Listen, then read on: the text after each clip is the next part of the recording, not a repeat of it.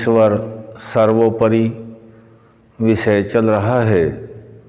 आज ईश्वर सबका पिता है, इस विषय को जानने के लिए प्रयास करेंगे। ईश्वर से ऊपर कोई भी इस संपूर्ण सृष्टि के अंदर नहीं है,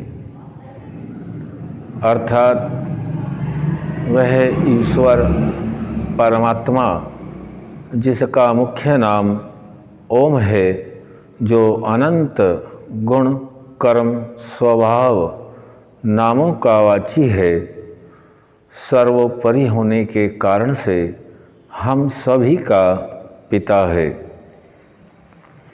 भौतिकी से जो हम इस प्रकृति से उदाहरण लेते हैं, हम सभी का पिता जो कार्य अपनी संतान के लिए करते हैं, वह कार्य परमात्मा समस्त जीव आत्माओं के लिए करते हैं। जीवात्मा अनेक शरीरों में और अनेक लोकांतरों में रहती हैं। जीवात्मा की प्रत्येक कर्म की व्यवस्था न्याय रूप से परम पिता परमात्मा करते हैं। और सबसे मुख्य बात तो यह है कि कोई भी पिता अपने संतान को दुख में देखना नहीं चाहता है। इसीलिए हम सभी यह जानने का प्रयास करें कि उस परमपिता परमात्मा ने अपनी सभी पुत्रवत संतानों के लिए अपने जीवन को सुचारू रूप से चलाने के लिए यह मानव रूपी जो शरीर दिया है और अन्य आत्माओं को भी दिया है। ज्ञान केवल मनुष्य जो शरीर ग्रहण आत्मा करते हैं, जो ईश्वर की न्याय व्यवस्था से आत्माओं को मनुष्य का शरीर मिलता है, परमात्मा के ज्ञान का वही ग्रहण कर सकते हैं। अन्य आत्माएं के अंदर इतना सामर्थ्य नहीं है कि वह परमात्मा के दिए ज्ञान का प्रकाश में लाकर के अपनी उन्नति कर सकें। इसीलिए सभी मनुष्य जाति को यह विचार करना है, ईश्वर सर्वोपरि के साथ साथ हम सबका पिता भी है। उस परम पिता ने हम सभी के कल्याणार्थ जो यह सब जीवों में श्रेष्ठ मानव का तन दिया है, मानव का शरीर दिया है, इसमें अद्भुत संरचना से इसको सजाया है और आत्मा को यह साधन के रूप में दिया है। तो यह साधन किस लक्ष्य तक पहुंचा सकता है मुझ आत्मा को? तो आत्मा के द्वारा मन के माध्यम से इंद्रियों को नियम में चलाते हुए स्थूल रूपी शरीर से हम सभी उस परमपिता परमात्मा के दिए वेद ज्ञान के अनुसार यदि आचरण करते हैं तो अपने परम लक्ष्य तक पहुंच जाते हैं।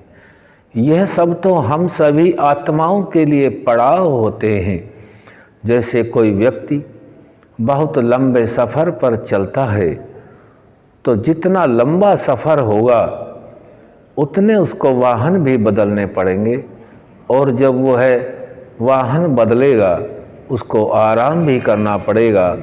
और जिस शरीर को आत्मा साथ लेकर के अपने गंतव्य तक पहुंचना चाहता है, इसको भोजन आदि भी देना पड़ेगा। तो ये हम सभी आत्माओं के लिए जो शरीर हैं, ये उस लंबी मंजिल को तय करने के लिए पड़ाव रूपी साधन हैं। इनसे बदल के हम सभी उस मंजिल तक पहुंच सकते हैं, क्योंकि परमपिता परमात्मा सर्वज्ञ है, सर्वव्यापक है और सभी जीवात्माओं के पुण्य कर्मों के लिए ही यह विधान दे रखा है। इसलिए हम सभी को ऋषि दयानंद के बताए मार्ग पर चलकर जो मिथ्या मंत्रों के अर्थ किए हैं, उनको विवेक पूर्वक समझकर विद्वानों के ऋषियों के किए भाष्यों के अनुसार अपनी शुद्ध बुद्धि से निर्णय लेकर के उस पड़ाव तक पहुँचने में हमारी सदा इस जीवन की और भविष्य जीवन की और जो वर्तमान जो पिछला जीवन है, प्रारब्ध है, उसकी भी उन्नति इस मनुष्य जीवन में हम परमपिता परमात्मा के द्वारा प्रदत्त जो वेद ज्ञान है उसके अनुसार कर सकते हैं। इसलिए परमपिता परमात्मा हम सभी की उन्नति को चाहता है, वही हमारा पिता है, सर्वोपरि है।